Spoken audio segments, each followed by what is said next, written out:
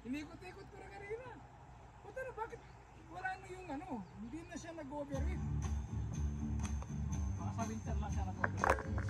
Hindi, nung ginamit ko, summer din yung pre. Summer din.